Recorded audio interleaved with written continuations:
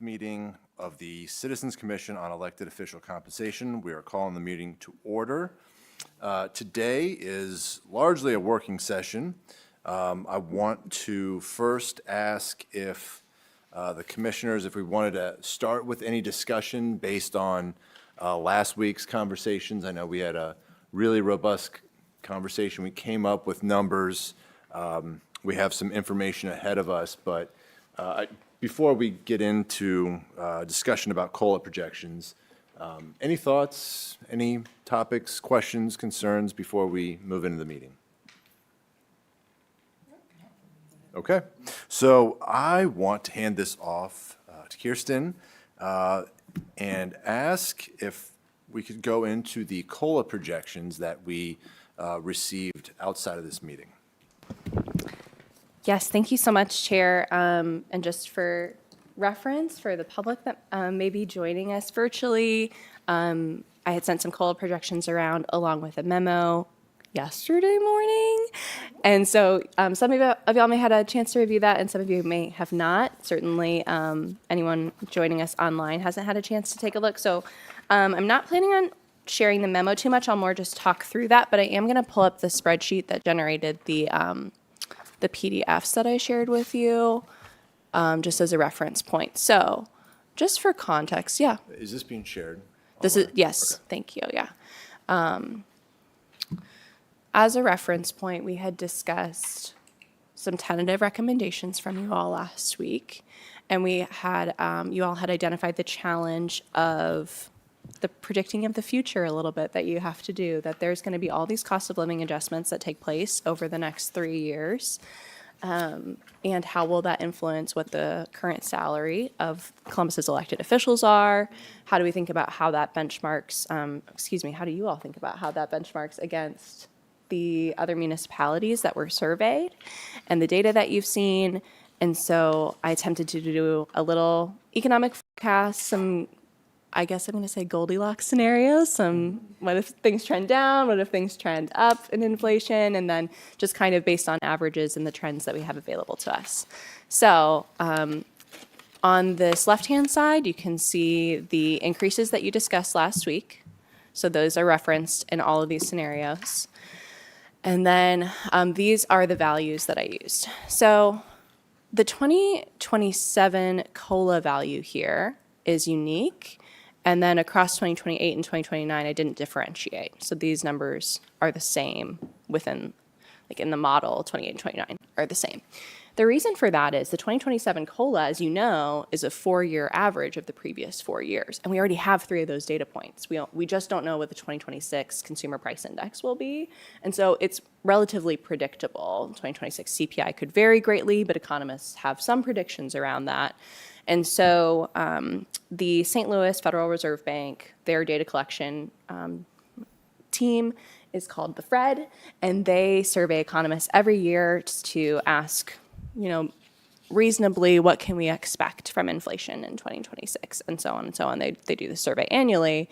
And so I used the range that was provided, which I don't want to misrepresent. 2.5% was the lowest of the 10, it was the average of the 10 lowest predictions, and 3.3% was the highest of the 10 average prediction. Now, I will give you a disclaimer that CPI that they're referencing for inflation is different than the CPI that we're using for COLA. So it's not 1-to-1, but it's close. All that to say, these are closer numbers to each other because of the way that we know 75% of the math already, and that the 2026 math is somewhat predictable. All of this is, of course, subject to change. International conflicts and things like that can vary CPI and inflation greatly. But this is what I put together, and I'll just say I'm going to walk through this, but if you want me to run other scenarios, it's pretty easy for me to put that into Excel and run it. For the downward, let me actually go with the trend-based model. For the trend-based model, I took the average of the CPI that you have, that the 2022 commission selected, averaged the typical change year to year, and got this number. And so that is why I'm calling this a trend-based model. And I did that just for the 21st century. And then with the upward model, I took the 13 years this century that were the highest growth in CPI and averaged those. I took the median. And then it's the same here. So I took the 13 lowest growth years, some of which are negative figures, and the median of those was 2.26. So again, it's still not a ton of variation, but more than you see in this 2027. Okay. Do you want me to explain that further or want to get into the projections? Feel okay? No, I understand. Okay. All right. So here's where that lands us.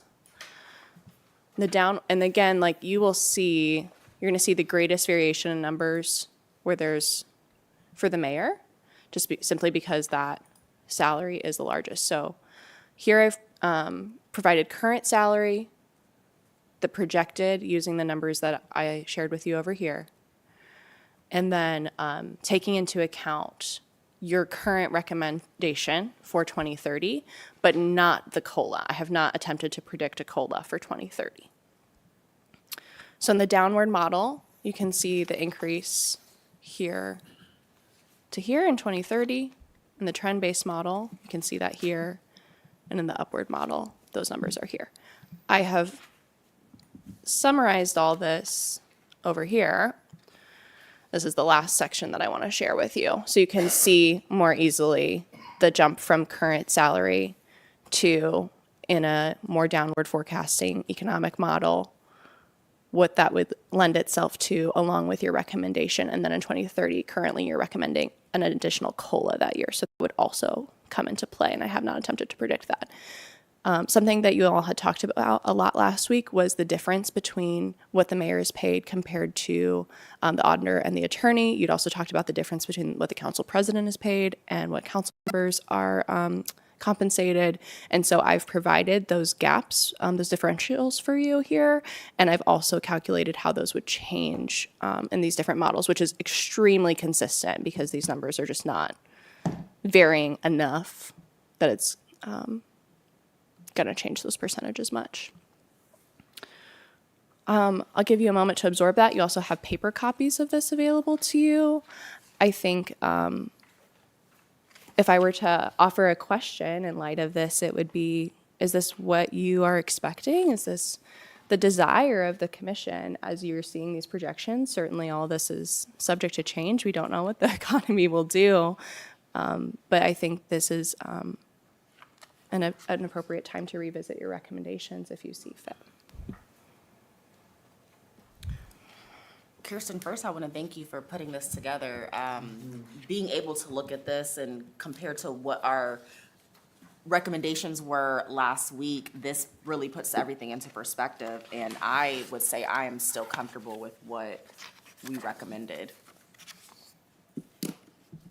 But I just wanted to thank you for putting this together because this is great. Agreed. Yes, I'm comfortable with it as well. Thank you for all of your work. It's very comprehensive. Yes. I agree, it's a really good visual to see every day, and the downward model. So sorry, Commissioner, could you? Sorry, yes. I think it's really good that you have provided 3 different perspectives, the downward model, the on-trend, and the upward model. And I am too also comfortable with our recommendations we cited last week. Well, I'll echo the sentiments. Thank you very much for this. This is a lot of work, and I will really appreciate it. I know we all really appreciate it. I'll be quite candid. The mayor's salary did sort of catch me a little bit. The number being what it is, at least and I'll look at the upward model. They're all pretty similar. We're within about $6,000. But I know I had initial pause when I saw from 26 to 30, and then knowing that we're going to add COLA to each of those. So that's really the base going forward. We do have to recognize that this is 4 years from now. Money is not what it is. It's not going to be what it is today, then, and then by the end of the salary, or at the end of the term, 2033. So I think I'm okay. I know my initial recommendation on the high end was 12 to 15. So this is, and again, just complete candor, just talking it out, I have a little reservation about the 18, just seeing where we are relative to the other salaries. But I like what we're doing for the council members. I know we ran some numbers last time, and we even talked, and I believe Commissioner Womack ran some numbers about 50%, right? About what that would look like. And I wonder if the 135, the 134s, 33s, if that's enough to make it competitive. And I know for comparables, and we talked about this last time, full-time, part-time, how many people they represent, how big our city is, what we anticipate population. I would be comfortable going up on that. I think the spread is good. I like that it's a 20%, 24% in some of these models, just depending. Well, actually, it looks like it's 24 for all of the future ones. I'm sorry, I misread that. So it's 20% now, and we're increasing that spread. I do think there is a case to be made that the council president needs to be compensated higher for all of the things they do. This is a 24/7 job. You don't check out of being city council president, like you don't check out of being the city attorney or mayor or city auditor. So I do recognize the commitment of all of council, but in particular, the council president. So I'll pause right there. Any other reflections? If I'm not trying to persuade anyone, but for the sake of transparency, that's kind of where my head's at coming into this after looking at it yesterday. Kirsten, Kirsten, does this model allow you to plug in and change? Like on the spot? Commissioner, I'm able to. I think, just technically, I think what I'll do is on my laptop, and then I'll just transfer it over. But yes, I'm able to play around with this. To the point that Chair Moses brings up about the mayor, I'm wondering, just to kind of, if we were to kind of look at a simulation where we bring the mayor down to 15%, what would that look like with also bringing the auditor and attorney down potentially, just because keeping that gap there? Yeah, let me, give me a moment. If there's anything else that you want to talk through, please do, and I'll get that going in Excel. So Chair, my observation with regard to the mayor's salary is also looking at the chart that was in the second data report as it related to the mayor versus city manager base salary, and looking at, even at the end, the salary, even if we did the upward trend model of 353,000 where it would end, it's still below the median of what the city manager would be. If we looked at that across that spread. And so the opportunity to state that what is actually happening here, that salary is today on trend to being just below that median for where that is, based on the role that we understand our mayor sits in this, not only in this community, but also in this overall space of mayors with city managers and what that actually looks like. So I think that his salary, or not his salary, the mayor's salary is on trend for that, especially, even if we look at the upward model. But I do also support the opportunity for our council to have a higher conversation as well. So I do support that also.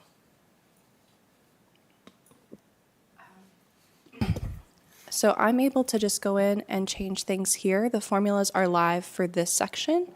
The formulas are not live over here, so you won't see that change immediately, but we can do things like hide these columns so that you can see the comparison.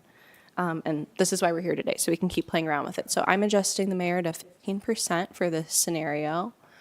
And these are the numbers that you'll want to focus on here. So in the trend-based model, it's at 341, upward 344, downward 338. And we could do some quick math to compare that to the other roles, if it's helpful.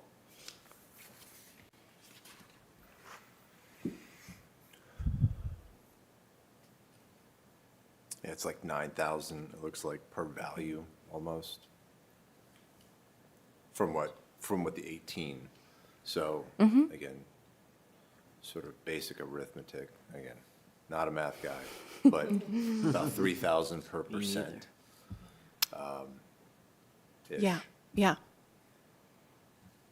So, I mean, it's not a ginormous, or, sorry, enormous difference. Would you, again, for the sake of this, if we can, if we brought council member to 32% as well, and just see what that looks like? Yeah, that's what that looks like. Okay. And for the purpose of a gap between the president and the council member, you would think that that would maintain close to the 20%. Yeah. That's the current differential. Yeah, Probably It would- shrinks it from 24 to somewhere in between there. yeah.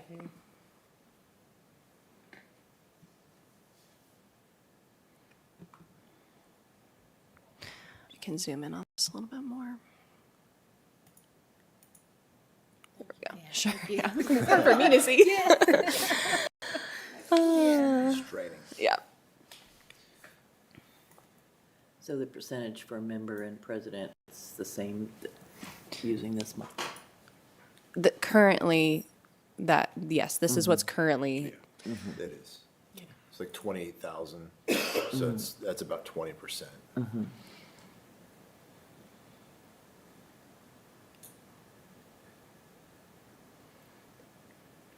Yeah, I would just say, Commissioner Womack, you made a really good point.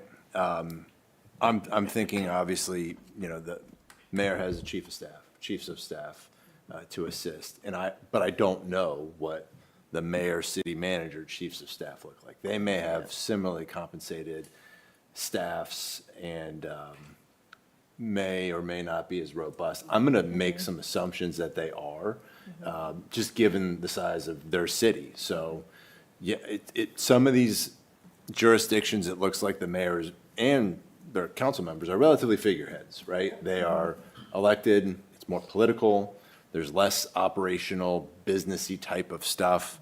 And again, we can't analyze, and we don't have the luxury of time to look at every single city and every single detail. We're looking at high-level numbers here. But when we compare ourselves to other cities, I'm fine with 18, I'm fine with 15. The 350 mark kind of threw me, and I know with the city manager, that's a fairly middle-of-the-road place right now. So in 4 years, are we still behind? Is the mayor still behind? Are our elected officials competitive? I think we're making progress. I think the city attorney, city auditor, I'm comfortable with that. I think where they land in any of those scenarios, for the professionals we have in those roles, I'm one, proud of, what the city offers, but also of who are in those roles. So I don't have much of an issue. I don't want, and I wouldn't want to create a scenario where the mayor runs too far away proportionally to the auditor and attorney. A lot of those other comps, I think it was a little closer. But that, again, if we're doing 18 and 10, that's my feeling. So I'm just sort of talking out loud. I'm working this out as I speak. It may not sound very coherent, but Chair Moses, it does. It's clear. working what on you're it. saying. So is there an opportunity to run with the auditor and attorney at 15% or certainly. 13? 13? Actually, I'll do 13 for one and 15 for another since they are, at the same I'm time. typing onto my computer and not into this one. Let's do 13 and 15 just for example. Comparisons, yeah. Yes, That makes just to easily compare. And then you can see, this is kind of our average happy medium model here. Also, I'll note, it appears that the COLA in the trend-based model for the mayor is about $8,000 estimated between 2028 and 2029. If you assume a similar COLA for 2030, which you certainly don't have to do, that would come close to that 350,000 yeah. mark in 2030. I don't have further comment on there. I just Yeah. wanted to mention the math. Yeah, and then the other thing to keep in mind, I think noting that we can't give a little in 30, 31, 32, like, this is for the 4 years. And I know I have to check myself, where I'm like, wow, 15%, 32%. Well, that's for the 4 years, and I think we got to remind ourselves that this is the one-time thing, and got to be comfortable with that. So I don't love that. I'll go on record saying that I wish we had the ability to sort of adjust and provide so it didn't look so eye-popping. Because I do think, again, for what it's worth, I think when these go before city council for consideration, one, I don't know, I assume everyone will appreciate the work we've done, right? Yeah. However, they're gonna see these numbers and go, wow. And I forget who had that conversation, or who had that point last time about like, and I was like, no, don't worry about that, I'm not worried about it. And now I'm like, no, maybe I'm worried about it. Yeah. Well, there's always the public perception. You always look at the numbers and you do have that in the back of your mind. Yeah. But I think you're correct. We have to do the work based on the discussion that we've had here, the research, all the models, all the work that's been presented, and then it goes to them, and that's why, I mean, they have tough decisions in those seats, but yeah, so I agree with the chair on that. Commissioners, if I may, I'm passing out the previous salaries going back to, and I didn't keep one for myself, it's 2021. And so looking at it proportionally, that may help you understand where the elected officials were 4 years ago. Yeah, that does help. Yeah, just in relation to your discussion about, currently about looking out 4 years, well, where was it 4 years ago? And prior to that, so in terms of those proportions, you can see the percentages for each year, but just if that's helpful. Yeah, very. And I want to ask, the increase includes the COLA? Or is it- Yes, those are only COLA increases throughout. Let's see, there would have been, Even the 20% in 2022? 2022 was The the recommendations. recommendation, and there Okay. was no COLA with that. Gotcha. Yes, Okay. in 2026, that was the first year that COLA was included with the overall percentage increase. Got it.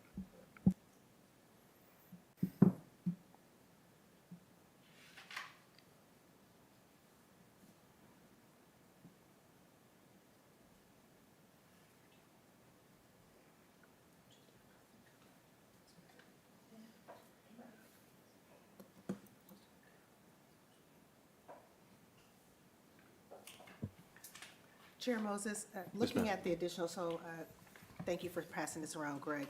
Looking at where the salary was 5 years ago for the council member Yeah, to what we're recommending today appears to be more on trend for the goals of increasing the value add in understanding that this role isn't a part-time opportunity and the expansiveness of the work that's actually being done. yeah. I agree. And I think, I'm going to blank on the year, so somebody fill me in. When we went from 7 to 9, that was 23, 4? That was Council members. 2024. It was the 2023 election, the 2024 term. I mean, I'm not going to speak for the public, but, well, I guess I am. That's what I'm doing here. But I would look at that as a recognition of, if you only had a few council members for a city of our size, how accessible are they? And I think what we've seen and what we've heard, testimony of this body, is that the additional 2, and then breaking them into districts, that they have to live there, albeit it's not just that district that votes for them, so they're still at large as far as work goes. But I think what I've heard is that they're trying to be more accessible. The work is greater. I think there's and I would, as a citizen, I would expect it to be more accessible, that I have FaceTime with my council member, just as I would my senator or representative in the state and federal level. But It is, and they, you know, they are in the office more. I was thinking after our last meeting, just back over my time at City Hall, and I can remember in the early days, the statement when residents would call in, the statement often was, well, council members are in the office on Thursdays. I mean, that was just a standard kind of thing, that they were in the office on Thursday, but they have an aide that you could speak to. Well, that would never be the statement now. I mean, they're in the office all the time, you know, here and there with meetings and this and that. So, yeah, it's very different than it was in the 80s, early 90s. So just even that, like you said, more accessible, more responsible. It's much more of a job than it was, I think, back in the day. Back in the day. At the risk of sounding Yeah. ancient here, back in the day, it was different. Experienced. Yes. Yes. Seasoned. And I just want to agree with what you just said, Commissioner, because, I mean, they have their standard office hours, but they also have their community office hours. I know, Councilmember Ross just had her in the community office hours, so she's in the community. So that needs to be taken into consideration when we're talking about salaries as well. Yeah, they've adopted doing that, having community Yes. hours, and then also having more meetings and hearings out in the community. Yes. Before, meetings were at City Hall, so Right. residents pretty much came to City Hall, so it could be recorded and live, as this meeting is. But the trend over recent years is to get out of City Hall and Yeah. out into the neighborhood. So Yeah. that carries its own extra Right. responsibilities, because Yep. it still often has to be covered, and sometimes it's a public meeting, depending on how many members are there. So anyway, but it's all in the effort of being out there more. Yeah. Yeah, you're right. Are we comfortable with the spread between the mayor, auditor, and city attorney? So I think, And this is just out to the group for Yeah. you all's Yeah. thoughts. I don't know, I like I think there needs to be a gap, Yeah. right? As the chief executive of the city, as opposed to, and again, we heard from the auditor and the attorney that they are essentially their own mini CEOs, as, you know, they run departments Yeah. essentially, and they have professional staffs. It's not the same size and scale and responsive. They have roles, right? The mayor's essentially over everything Right. and responsible for everything. So, but I know our electeds do a very good job of, you know, speaking out and being out in the public and being accountable for whatever happens in the city. However, I do think there is additional, whatever I'm trying to say, additional responsibility for the mayor. So I think in the scenarios we had up there, where it was 15, 13, I would probably keep a 5% at a minimum. So, like, as it reads right now, it's 13, and I know we're gonna keep the auditor and attorney, because unless somebody has a different auditor and attorney the same. I think the 2%, probably not enough. If we're doing 13 for them, I'd probably go back a little higher for the mayor. And I know I'm going back on what I'm saying, but as we work this through,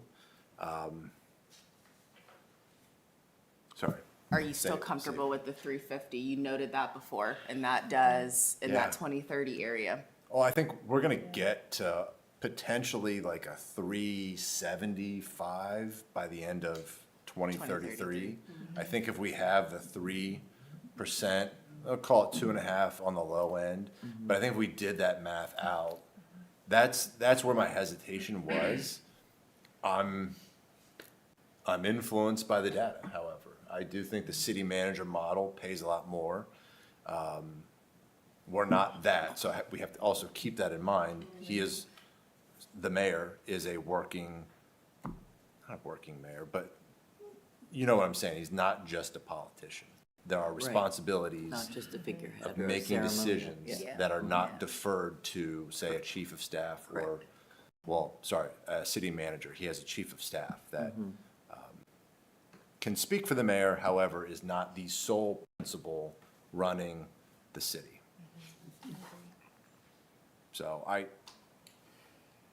if we are gonna make an adjustment up for the auditor and attorney, I would then make this, then I would go back to the 18%.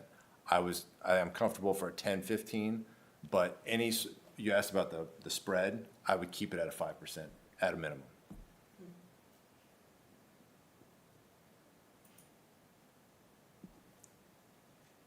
Open to other ideas, of course. I know we'll have to make decisions here soon, but No, I like the idea of at least ensuring that the individual who's responsible for leading the city of Columbus and its surrounding areas, because it's more than just, like I said before, I mean, when we looked at the metropolitan statistical information, it does show that it's double the number of individuals based off of the area. And so there is that overlap that definitely happens, although these other communities have their own mayor or mayoral system. So looking at ensuring that the person responsible for leading Columbus and being the 15th largest city in the United States also doesn't fall short in that conversation either.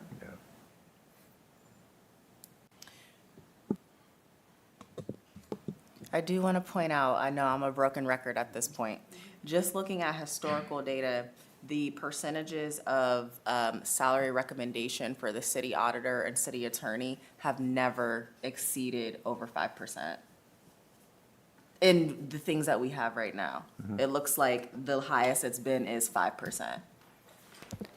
Commissioner, I believe there was a year, it may have been 2022. Okay. Where this commission recommended 10% for one of the roles and 5%, I think they recommended 10% for the attorney and But what was 5% for the approved? auditor, but what was approved was a 5%. Well, that's what I mean, approved. Okay, wonderful. What was approved, and so I just want to, I'm a broken record at this point, but just making that note. yeah, and I think to your point, if we recommended this and they approved, say, a 5% for attorney auditor and kept 18 for the mayor, I think that creates and I'm not sure they would do that, I don't know, but that is the precedent we are faced with.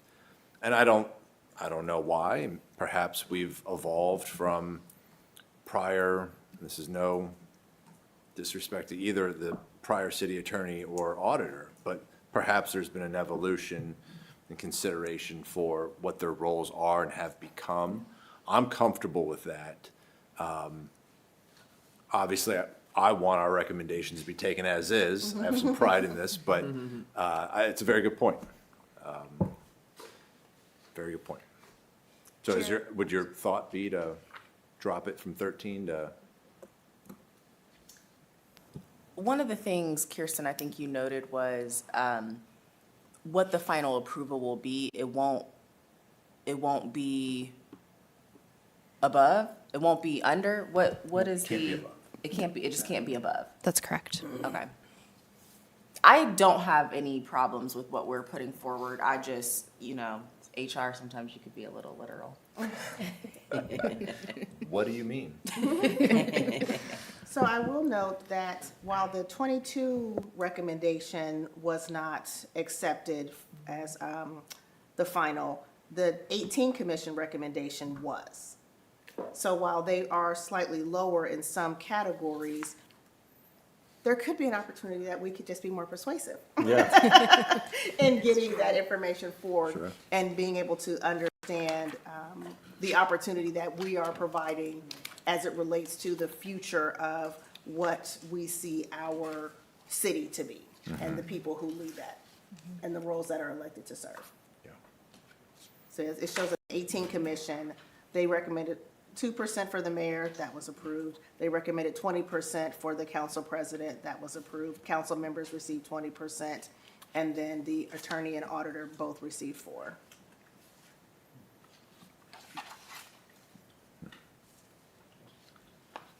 What are you looking for? Oh, shoot, I'm looking at, it's from the first one.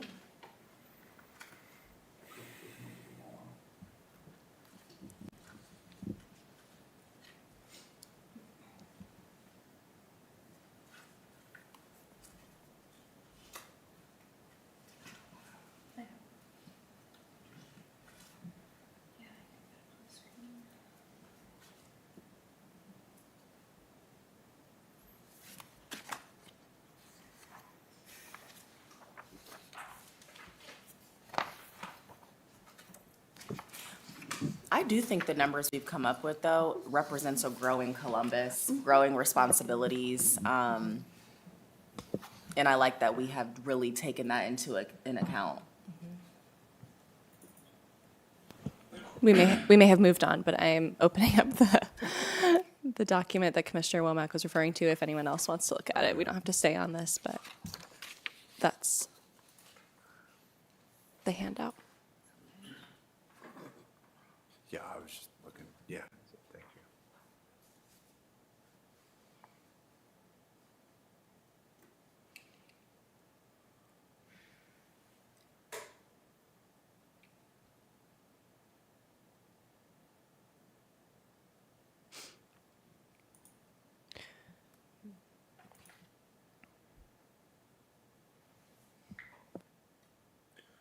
Yeah. I think I'm pretty comfortable with the auditor and attorney. I know we talked about the audit, we don't need to go back through that about the comparables, but I think with the attorney, when we look at where they would sit, the city attorney for our comps is the median. So adjusting it up this way, I think gets them to the top. Well, it may not move that much, because it looks like they're all, and I can't, all right, there it is, thank you. Yeah, so the actual values we don't have, but it looks like from Austin, or maybe even Minneapolis on, can't really see, that they're all at 300. So 312 for Austin, what's the figure for Minneapolis and Vegas? If you scroll over that again. 291, okay. Okay, so yeah, I mean, we're probably not gonna change, unless we go really high, where our city attorney sits in regards to other comparables. And I think the audit, the CFO information, those were all north of 3. Yes. Right. So the 13% I know seems, I don't know what it seems like, but I think it's pretty fair relative to what we're looking at. I think it keeps the city attorney, at least with comparables, close to the median, if not north of that, which I could argue could be closer towards the top, but yeah, I think by the end of, in any of these scenarios, if we're doing just a 2.5% COLA on top of all these, we're talking, it's probably close to 350, right?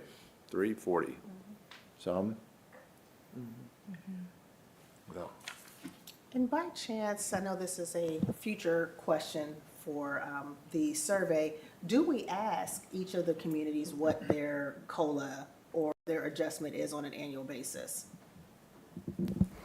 I don't believe that was part of the survey I didn't think questioning, I saw it on there, Commissioner. yes, but I think it would be helpful to know what that looks like, because we're doing a snapshot of where they are today, but where what was it like last time, and where are they going forward? So that would be helpful as a survey question to consider for the next time. Definitely, we'll take note of that. Thank you. Yeah, if we're just doing 2.5% for the next 4 years, well, those 4 years, if we're at 302, I think we're closer to 333, 334 for city attorney, city auditor. That's on the lower trend, of course, if it's 307 or higher. Okay.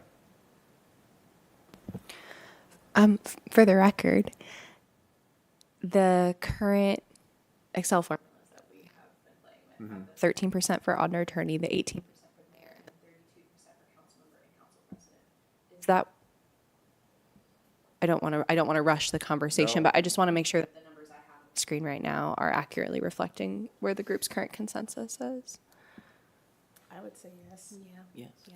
Yeah, and I don't want to overlook the conversation, and we had a fair amount of conversation on the spread between member and president. So I think seeing the numbers, I'm fine with them being an equal percentage. Yeah. I know, I think we were at 3, they were at 5, and we settled on 4, I think was what I remember. I don't know if we want to revisit that, if we're comfortable with how the numbers look, if you do them just 32 across the board.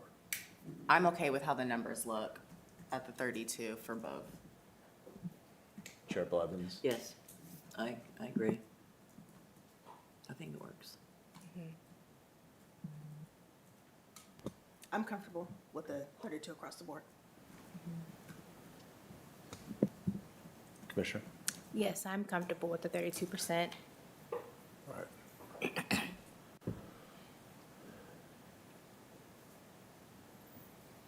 Okay. Would you mind scrolling over a little bit? Oh, wait, those didn't populate, did they? That's correct. The gap did not populate, but we can run that pretty Yeah, quickly. What do you want to see? If you could just scroll over for a second. Oh, sure. Do you have the out years projected, 31? I don't. Okay. Okay.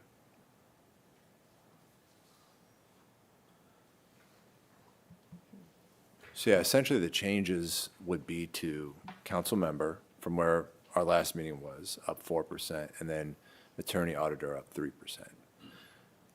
I think that keeps the differential closer to that 20.3%, probably higher than that, just given where we're starting. Maybe, maybe not, but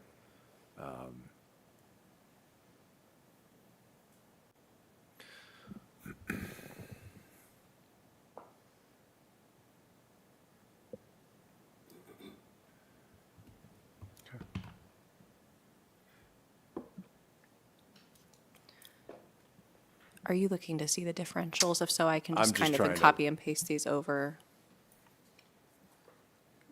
for fear of if sounding that's helpful.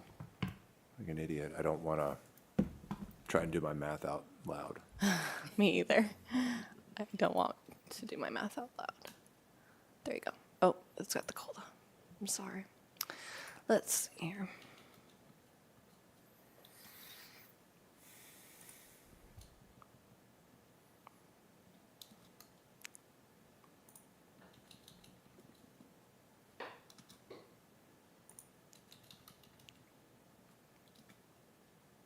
I'm just doing this for the trend-based model for the sake of Perfect. keeping it a little more simple. Did that work? Thank you. Good gracious. All right. Really shorten them. Okay. Okay, so it is, so it's still 20.3. Your math was good. I was working on it.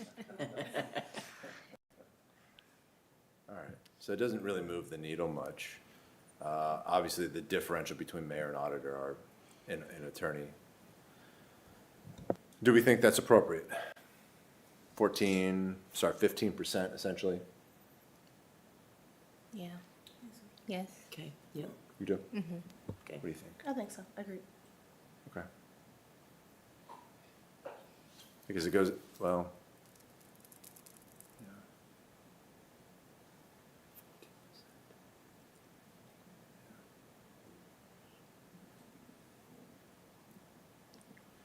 It was a lot closer before, wasn't it?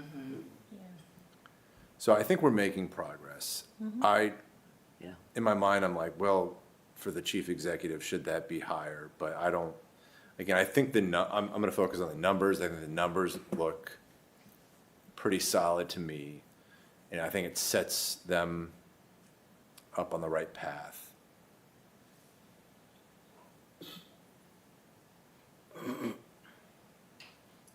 Yeah, I don't know. I keep looking at council member again, thinking like, is that enough?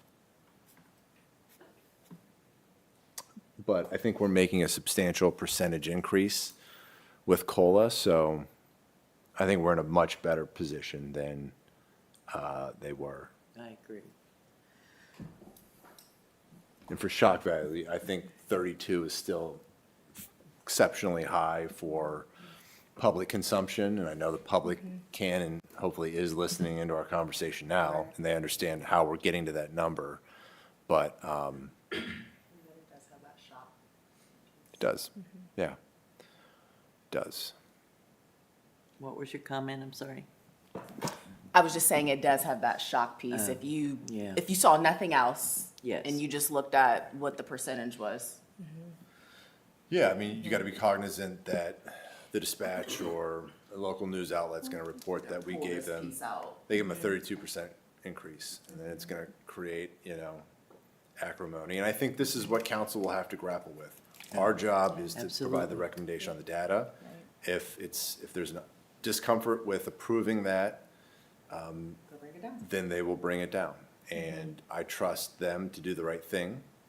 We've given them, I think this is a fair recommendation.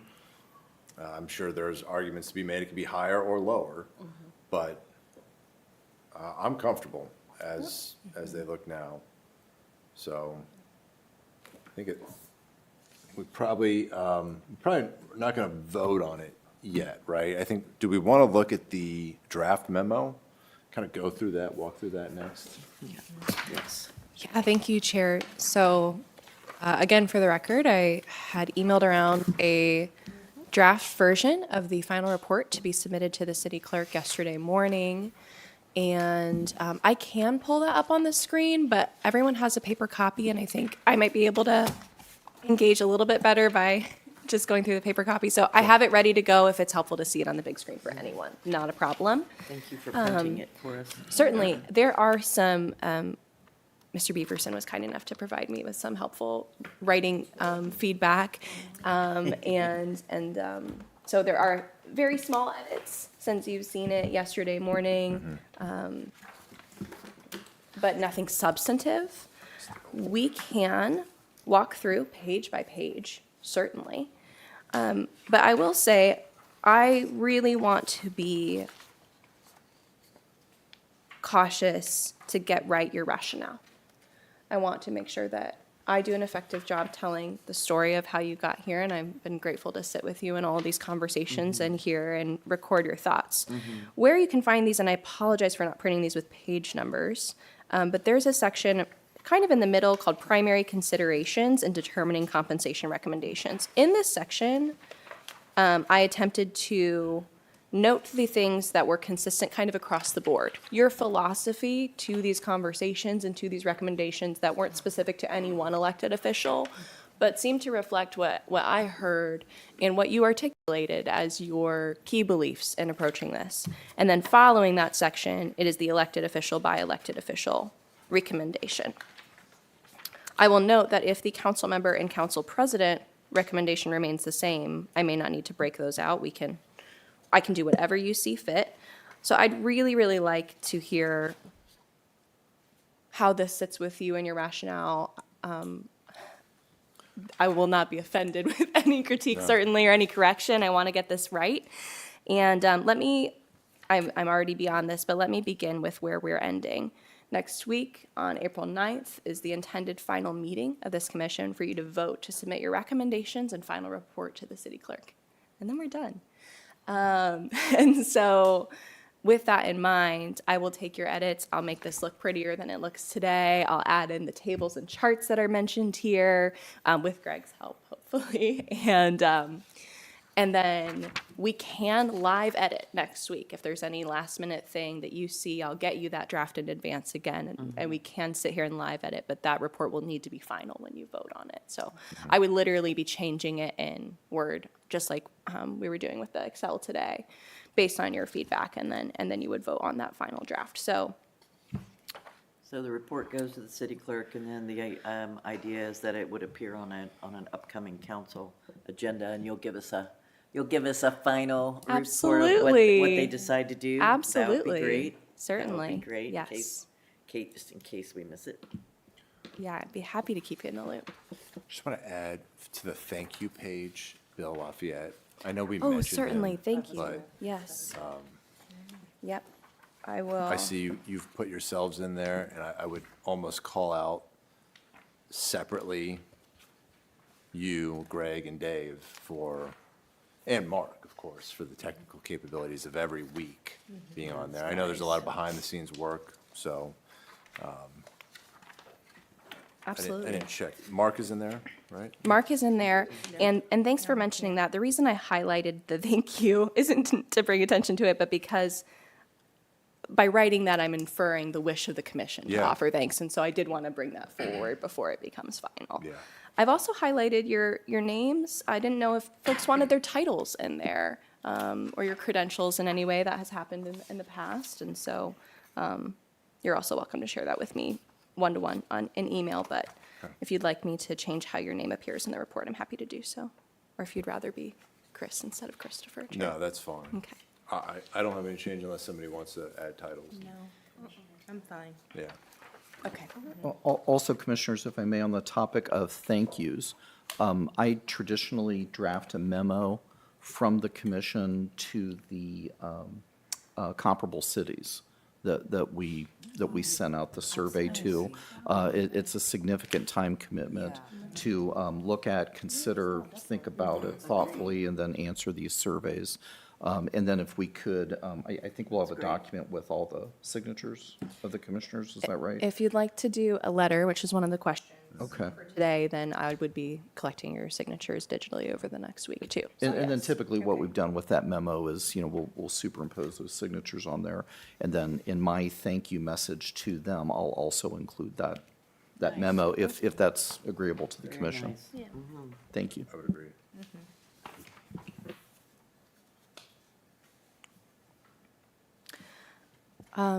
I will write an executive summary. I haven't done that yet because your recommendations aren't final last week as they were this week, so I wanted to hold off until I had a really, really strong sense.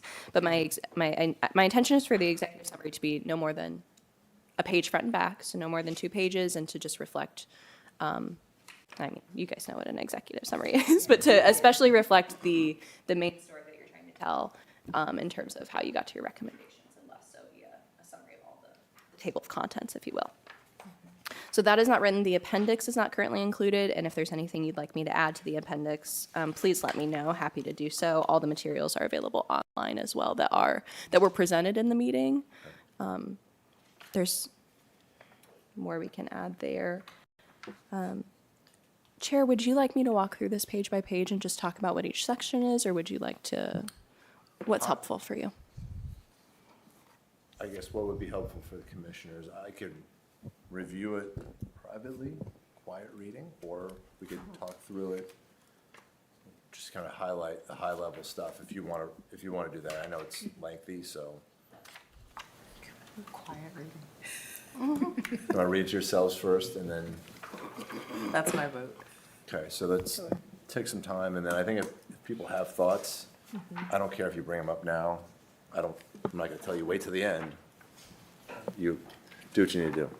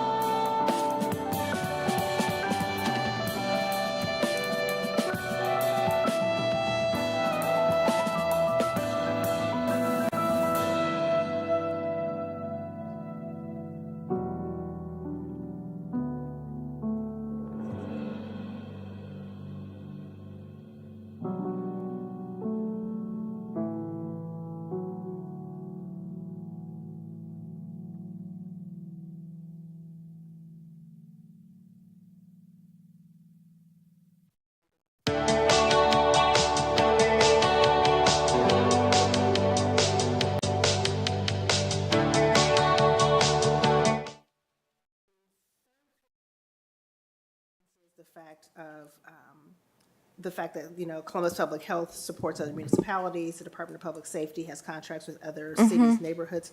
Is there an opportunity to put a footnote as to who those are? Certainly. Just in case someone has a question as to Yes, who those individuals are as it relates to that activity? certainly. Thank you. No, you're welcome. Should do that for utilities as well. Yep. Yes. Sorry, the question was about utilities.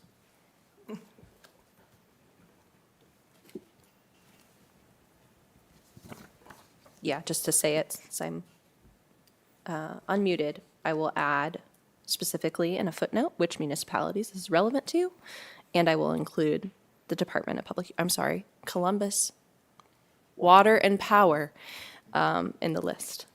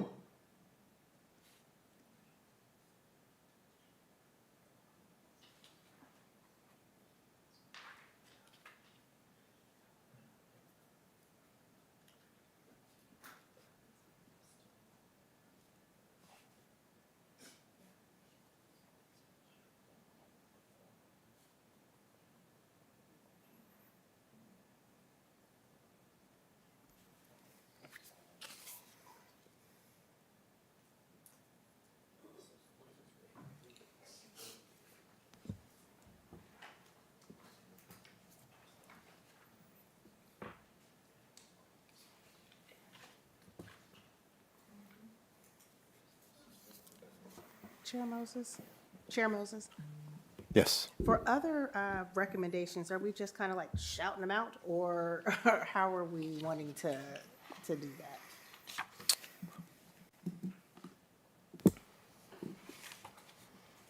You mean for future commissions? More so in this particular document.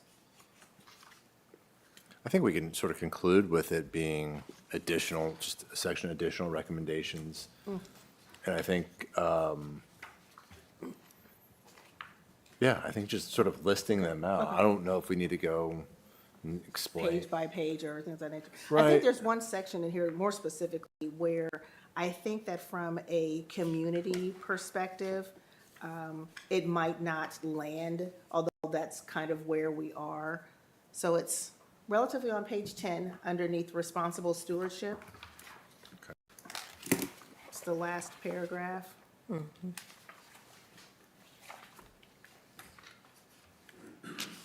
With the second sentence ending in, not on financial stressors.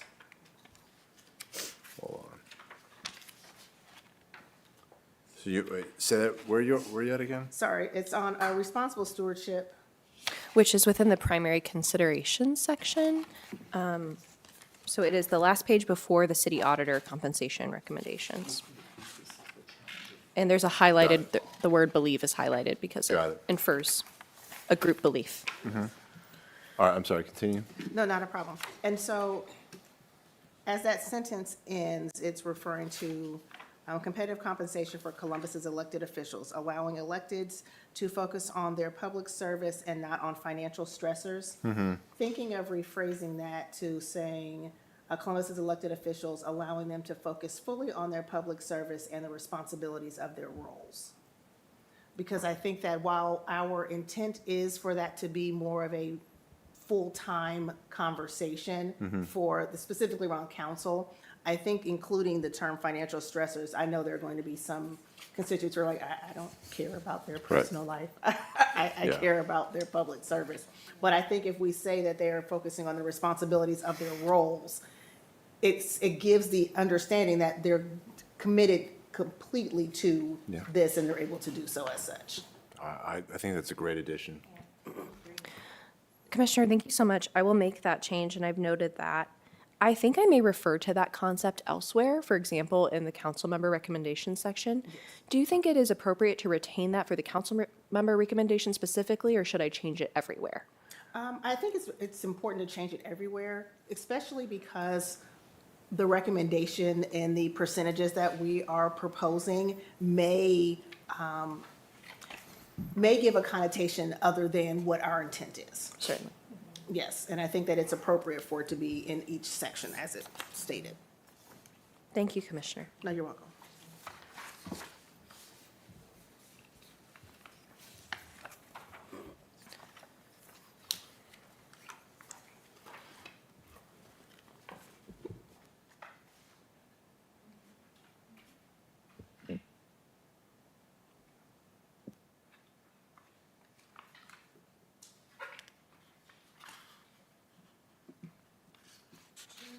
As you find the timing appropriate, I have some specific questions for the commission on some of the things I've written, and dive into those when folks are ready. Okay.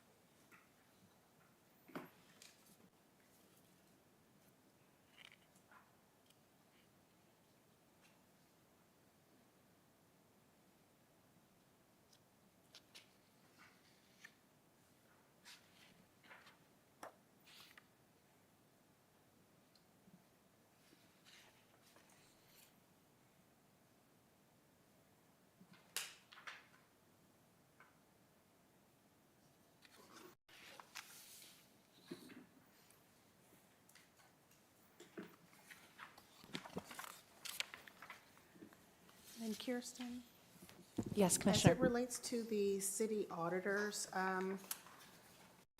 compensation recommendation page, Yes. I think it may be helpful to also include the information on the 6 cities. I think like in a chart, I see that it's captured at the bottom, the 6 cities that have CFOs versus, but I think that if there's a way to do the chart similar to the chart that was for The bar mayor, chart. city manager, doing a bar chart like that. Sure. Because I think that will also give that comparison, give the similar visual that we'll see for the mayor when it comes up.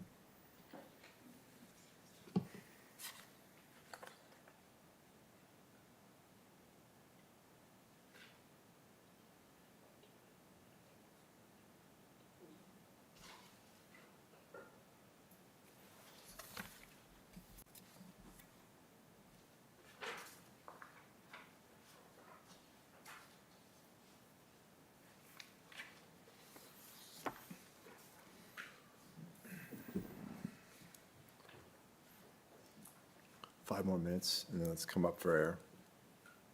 Unless you guys are good now.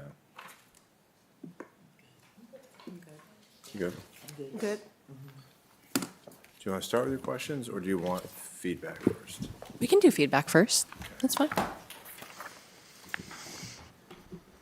So I don't have anything on the first. I mentioned on the second page, adding Bill.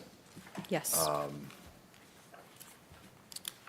And then I really don't have anything till we get to. We talked about responsible stewardship, so noting that change on financial stressors. I think you're right. It is more important to focus on the fact that we're compensating the work, not necessarily worrying. I mean, I know we address it in here about, and it's in the council section, so I'm going to skip around, at least on this topic.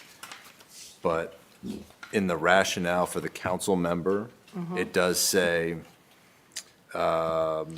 second paragraph in there, first sentence, deliberative legislative branch of the local government by eliminating the financial need for an elected official to hold outside employment. I don't want, that's not our, I don't want that to represent our recommendation. I think the recommendation is based on the level of work, and I'd say the full-time work, less about their need. Because while I mean, certainly respect everyone's need to make a living in a future, but I think it's just, we're recognizing the fact that this is a full-time role and beyond full-time role. It's, you can't, like I said earlier, you can't clock out of it. So I would Chair- just modify that. Okay. Either by striking it. I'll certainly strike that specific phrase. The paragraph generally, in each of the elected official recommendation sections, I made an effort to reference the presentations that you heard. So there's at least one reference to the presentations or memos that you received. And here, that reference is the democratic access to public service that Chief Tanous spoke about. So I can retain this section and reframe that, noting the comments that you just provided, Chair, or I can strike the whole section if it is too distant from what ultimately informed your recommendations. I think it's fair to, well, I mean, it was brought to us. That was the testimony given to us. We didn't come up with that. So the quote following that, and then, I mean, I think ultimately our goal is to attract high-quality candidates, and I think that's consistent throughout each elected official. I think we're acknowledging the need to make a higher recommendation, as with commissions past, about council, because we believe they're underfunded or they're undercompensated for the work they do. So I think that's a lot of words. I think if you tweak it a little bit, you can probably keep it, because I do respect the fact that was, I guess, proffered to us to consider, so. But I do think access to public service, if we didn't compensate them, and if this was a $20,000 a year job, we're gonna get people with either means, or with no other choice. And I don't think that's a fair either or. It should be open, it should be, something that people strive for, not necessarily the paycheck, but that they can make a living, or at least have a living and not be put out by it. So, I would say, so recommendation, I would say for the deliberative legislative branch of the local government, by recognizing the, I would just say the full-time nature of the office holder. Noted, thank you. Yeah, and I actually do like the accessible to all, and I know it's not, it's sort of stating in a way that I think people can understand that it's not about, we need you to feel comfortable, to take vacations. It's like, well, this needs to be accessible, and I think that's exactly what we're getting at. I wanted to note, the same section, I know I've jumped pages, but while we're here, so the paragraph behind that, for the 2026, while the city attorney's compensation is most likely to technically fall below, do we need that? Or if we're going to put that in there, then I think we need to either add the mayor in there with the city Sure. manager discussion. Sure. I would probably let it rest on its own. Absolutely. So essentially, Understood. so for the 2026 commission, I'd say maybe similar to the city attorney and the mayor. I think Well, I or you was could just getting leave it. at, there's a substantial difference between 32% and 13% in your recommendations Yeah. for the city attorney versus the council member. Council members are technically above market, and yet the commission felt a mismatch in their compensation. It's been very clear about the undercompensated. So I think I can strike it, or I'll see how it reads, but I think those two options of either comparing to the breadth of recommendations that you have made, or just Well- letting it stand on its own is fine. I would say either add the mayor in there or take out that, so I think it could read for the 2026 commission, and then go to, it is the compensation of the council members and that of the council presidency below that is most mismatched to their duties, necessitating a larger upward, and I would just say compared to its peers. Agreed. Or maybe compared to its city peers, not peer cities, but internally, other city elected officials. Understood. No, I would say like compared to the auditor, to the attorney, to the mayor, to the fact that we're going to 32% as opposed to 15 or Yeah, 13 or whatever. Agree. Yeah, that needs to be well explained. And then obviously in council president, I think, and again, we haven't officially voted, but if we're consistent where we are now with 32%, we'll obviously edit out the difference of salary. Right.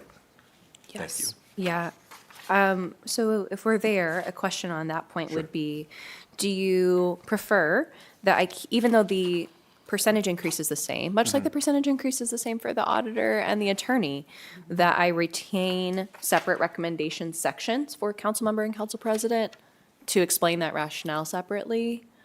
I think I think you it'll set a could. precedent for the future, and so I want to Yeah. keep that in mind. We're acknowledging that there's a 20% differential right now.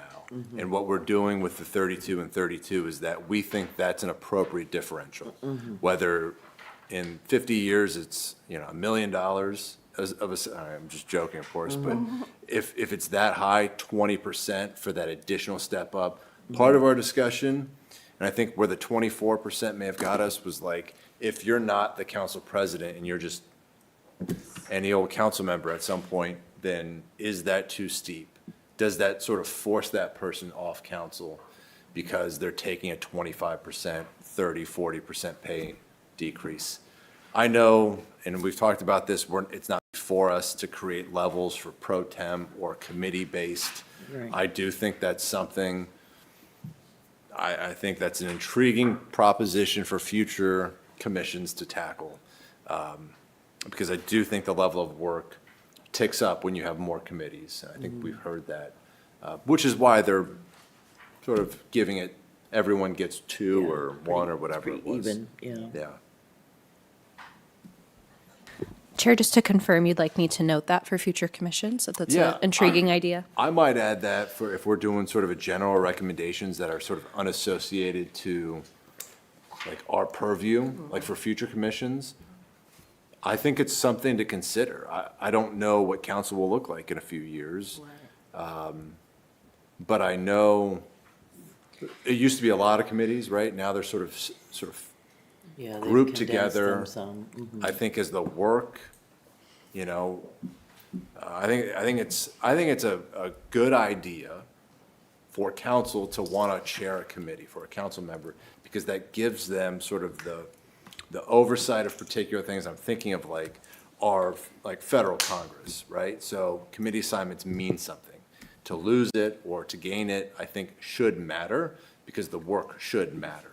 So I think taking it seriously and then maybe considering, like, is there a acknowledgement? And I honestly don't know if the federal government does that, where they offer additional money for that, but just something for others to consider. It's complicated, yeah, because some of the committees require a lot more work than others too. So, there is that, that I suppose would be like on the federal level, a finance committee is substantially different. Safety committee in our current climate, quite extensive, and zoning committee is as a whole beast of a committee.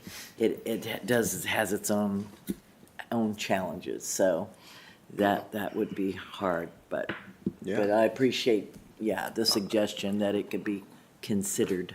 I think in the HR sense, right, if somebody took on additional work and took on additional responsibility, we would consider some compensation for that additional work. Understood. I That mean, you makes could sense. just be a council member to be a council member and just sit there and That vote. makes sense. But if you take a more active role, you take on more responsibility. I think if we're applying the compensation principles to council, then, which is what we're charged with doing, Right. that's why I think long-term that might be something to consider. Understood. I just want to call out and note this third paragraph under the rationale for the council president, noting the work of the prior commission that recommended a 40% increase.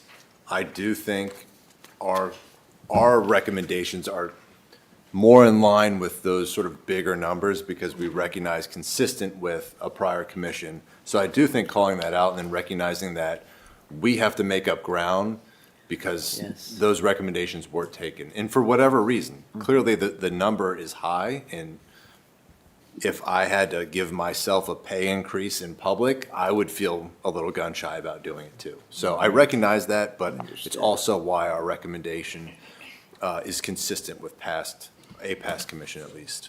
Yeah, I Some- starred that paragraph. I think that's important and key to the explanation. Should one read the rationale section, I think that's key and important. And I think Well done. also to support that statement as it relates to the opportunity to say I'm giving myself such a large increase in that section, but the first paragraph underneath rationale, where the sentence says its recommendation of a 32% increase reflects the council president's larger scope, the need to adjust for the role that Yeah. is currently underpaid, instead of underpaid, saying not reflective of the scope and duties. Oh, I like that. Yeah.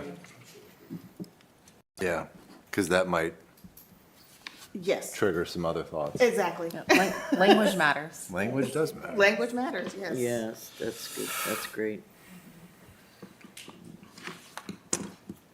When we're ready, I want to jump backwards to the city attorney. So I have a couple. So in the second paragraph, when we're talking, under rationale, I'm sorry, second paragraph of the work, the one thing I thought, in addition, I think worth noting is the solicitor that took a more proactive approach. I think we heard some of that from City Attorney Klein about its litigation with the state and federal government sort of being proactive. And we kind of reference the property action team, deviant stalking. I mean, those are similar, but I think the role, the addition of the solicitor being a more proactive litigator for, so we're not just being a reactive office. I say we, the city attorney's office is not being a reactive, it is being more proactive. Definitely. I would just note that as part of the rationale.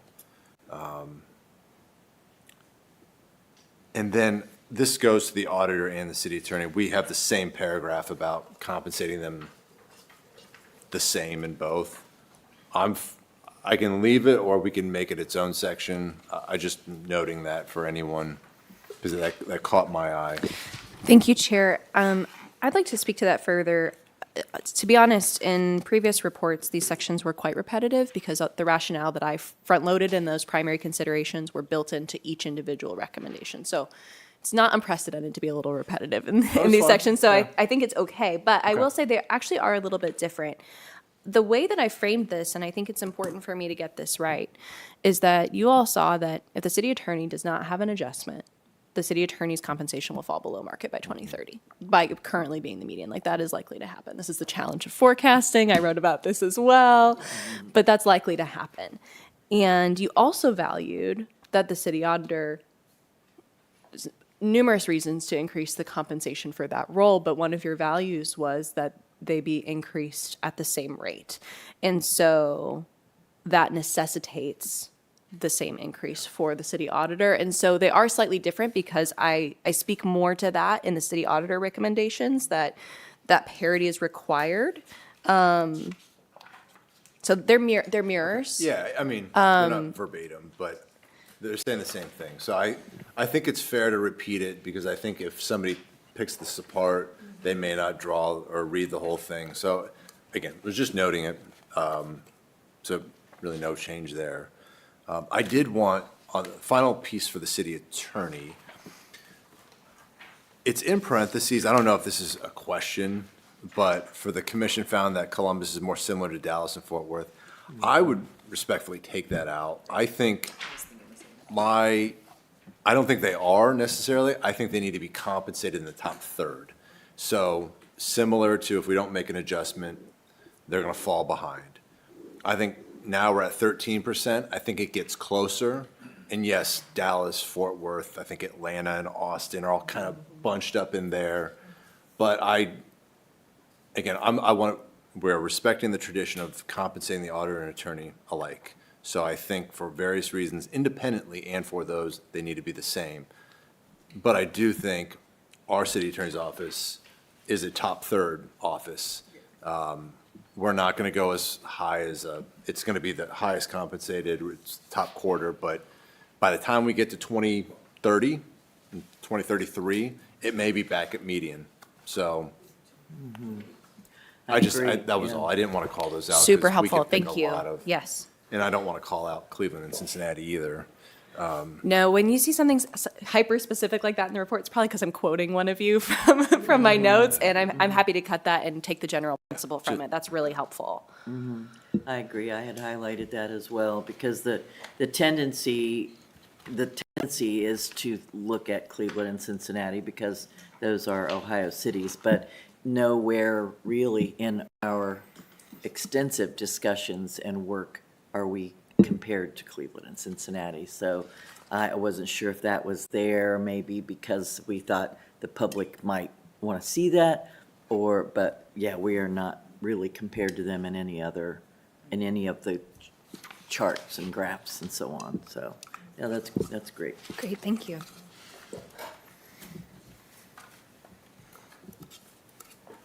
Any other, I'll pause there. I think those are the high-level things that I wanted to at least call out. And appreciate you, Commissioner Walmart, calling out all the language as well. Yeah. Yeah, very good. Very much. Very good. And I think we'll have another opportunity to read this now that we're publicly reviewing it, and then we can privately after this meeting, and then obviously the 9th is, game time, so. Certainly. I would, I want to be realistic about my capacity and give you all enough time to review. If I have this to you end of day Monday, Tuesday morning, is that sufficient time? And I know we still have more edits to talk through today as well, but is that enough time to review, essentially 2 business days to review? You can make track changes in Word and send those to me. You can email me edits, and then I'll make sure that none of that is, like, I'll make public essentially those edits in the meeting so that we're not worried about any violations there or anything like that. It's okay for you to send me edits. No, I think that's plenty of time. I think, after this meeting, we have one more meeting, so we kind of Right. have to get that done. I think with some of these changes, I would imagine it's gonna be pretty close to, like, we're good. Yes, yeah. So you had questions, I have a right? few questions that I'd like Okay. to walk through. Some of them are hopefully really quick, and then others are more, I just really, really want to get this right. So I know you've all had a chance to read through this. My number one question is, and I guess it's two parts. For the primary consideration section, do all of these resonate? Is this true? That these are your primary considerations in general? And, three-part question, is it true? Number two, am I missing anything? And number three, what's most true that I should highlight in the executive summary, or all of it? Which would be okay. Well, I do believe it's true. That was your first question. Thanks. Agreed. Agreed. What's most true?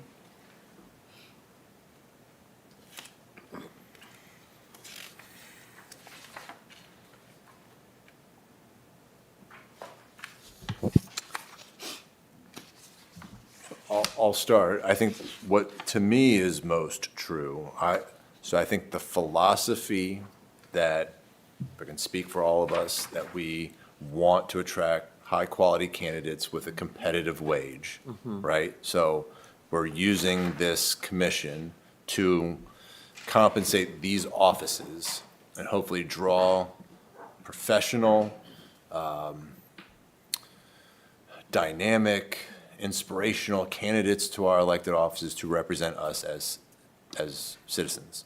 So I think that, your first paragraph, I think that's kind of our philosophy in this, and that we're not necessarily focused, we are with an eye towards stewardship and what these look like, but we are making the recommendations based on that data.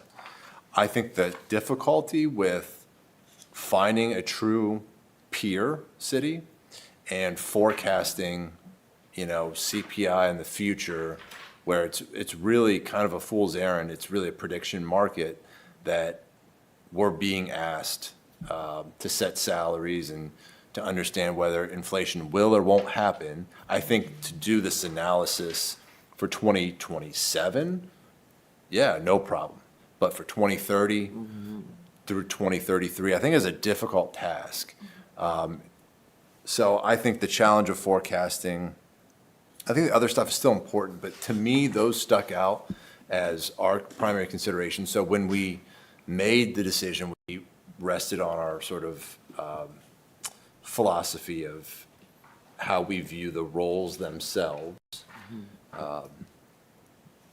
acknowledging the tradition of, the spread between council president and council member, paying the auditor and attorney the same, and then the mayor as a chief executive.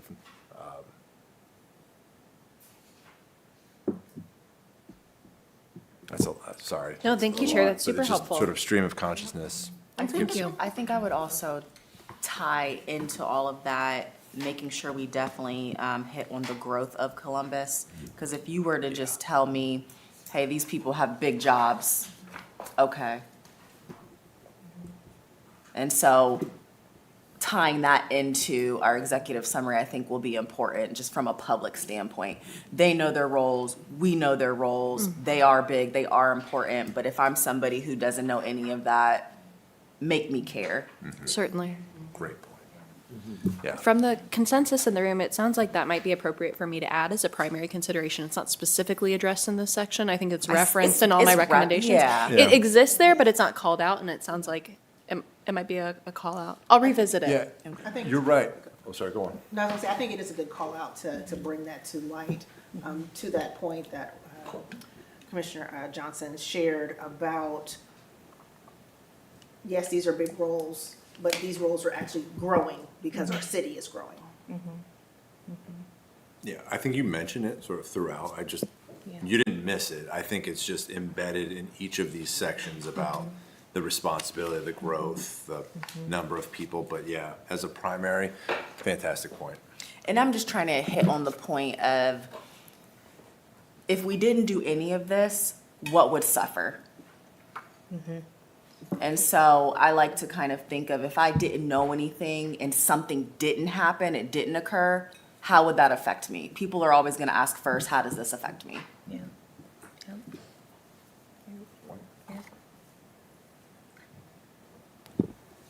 Okay, we can certainly return to that if anyone has additional thoughts, but I do have more questions for you. I think that was the really big substantive one.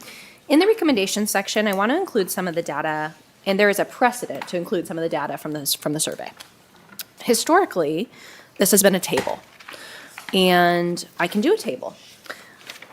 Kirsten, apologies, where are you? I am just generally talking about recommendations and how there is a lack currently of the survey data in the recommendation sections for all elected officials. Yes, I've highlighted this. My question to you, and again, pretty straightforward, is should we have the bar chart, which was what was referenced in the PowerPoints when you had a lot of your conversation? Should we have a table just for visual clarity and to stay by precedent? I want to reflect what informed you, and I want to be clear in communication. And so with that in mind, how would you like me to proceed?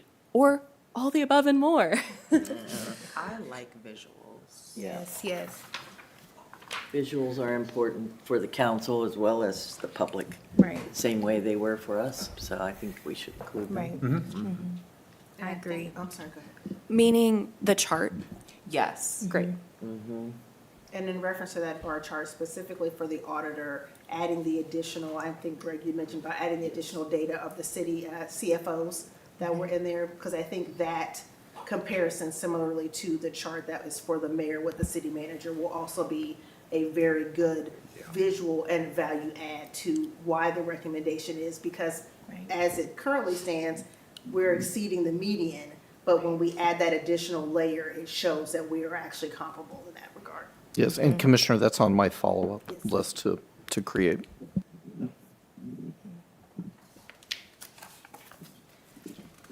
Okay.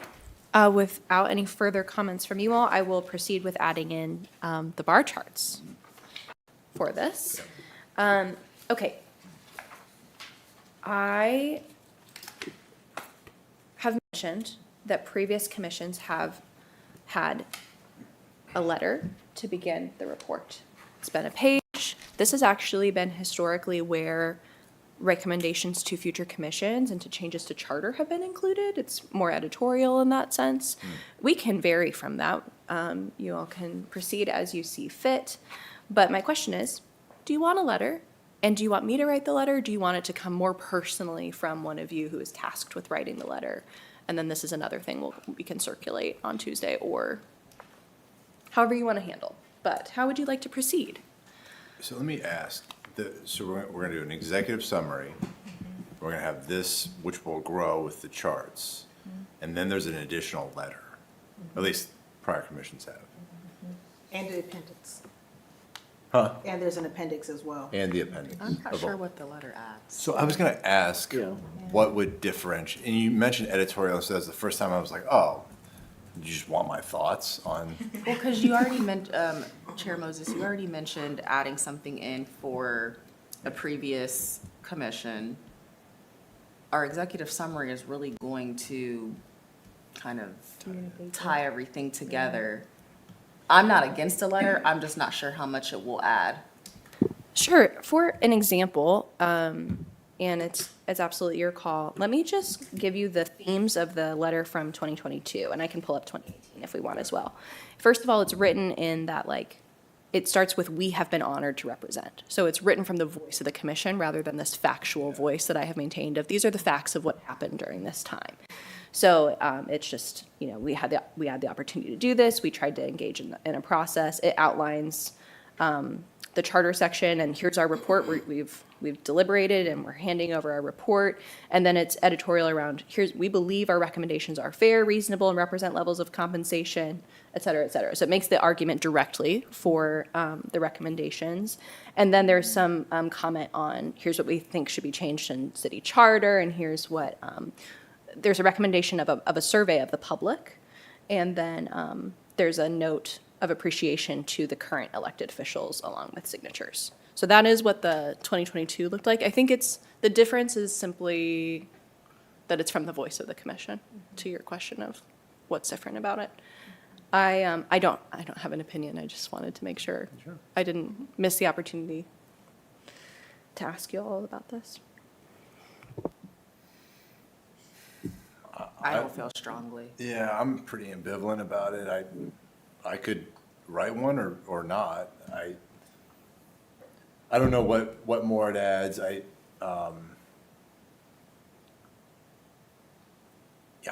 think saying that we think these are fair and reasonable, if we By didn't giving say it it, to would they them. assume it wasn't? You know what I'm saying? Like, in the letters addressed to city council, or who's it addressed to? That's not noted. However, at the end of the letter, there is a thank you to all of the current elected officials. I guess you We're- could we're say it's doing to the that in city this clerk, report. since the report goes to the city clerk. I don't know what you think about that, Commissioner Blevins, but, Yeah. Should we not just sure. take a vote? Do we want to or not? My Kick it off. thoughts on it is not to include a letter. I think everything is said here based off the example that Kirsten provided us. I could do a letter or not, so.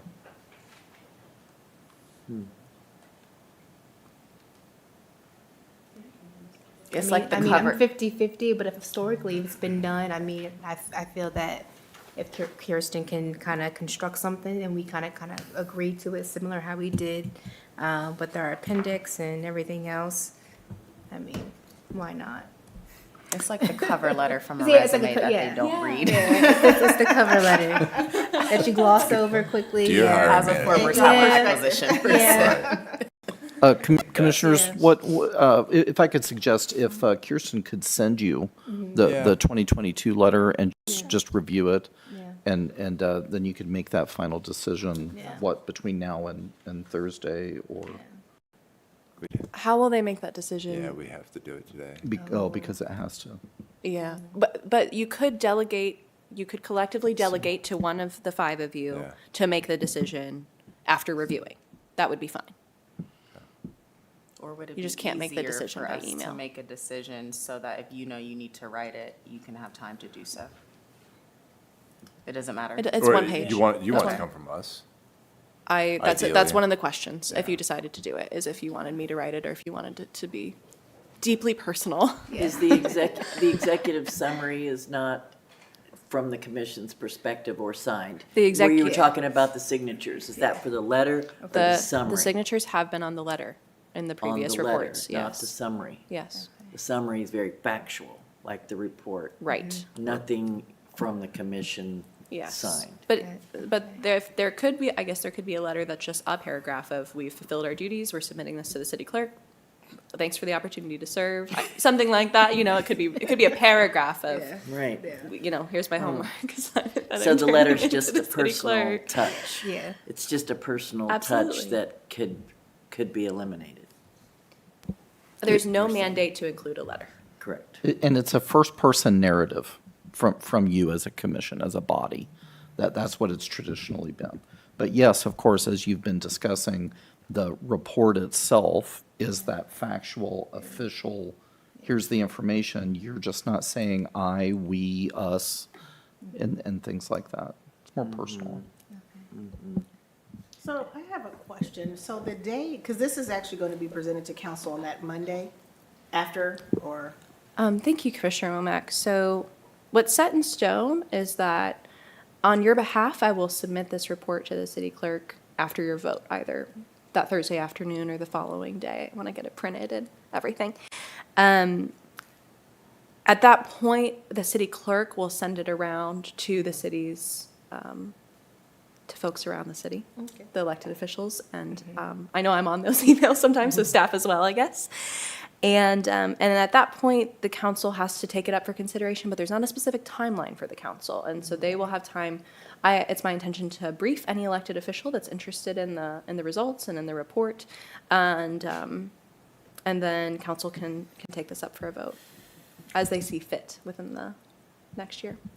Oh, Yeah, okay. yes. I didn't know if it went as quickly as our timeline. Okay. No, Okay. there's not a mandate on their timeline, but they can't wait so long that there's an elected official who would be in office for the effects of the recommendations, so that's their only restriction. Okay. Yeah, So have to do it for the next election. yeah. It has traditionally been done in late summer or at the end of the year. We don't know what will happen this year. It wouldn't be before the election, it'd be before the elected official takes off. Yeah. Okay. January. Yeah, so it would have to be before that. Gotcha. Okay. Because I didn't know if there was an opportunity that when it is presented before council for the vote, that we would have the ability to do the personal narrative then. I mean, we can always show up, once, if we know it's on the agenda. Right. I mean, Absolutely. That's like getting the band back together, but I don't know Yeah. when, how, Right, I just Oh, thought and that would be yes. a better Personal way, thank to me, I you thought that might be a better opportunity to I share like our Yeah. our perspective on, one, the honor to be able to serve in this capacity, two, why we made the recommendations that we did. Outside of the data here, we also want to let you know that we are in support of that recommendation. It wasn't just Yes. happenstance. Yes, if you all would like to speak at council, first of all, you're welcome to speak at council any Monday night. But if you'd like to speak at council on this topic, I can certainly keep you up to date with when an ordinance related to this would be on an agenda. I think it's worth noting that that ordinance may or may not include your recommendations. It could be a changed version of your recommendations. so our statements may be different.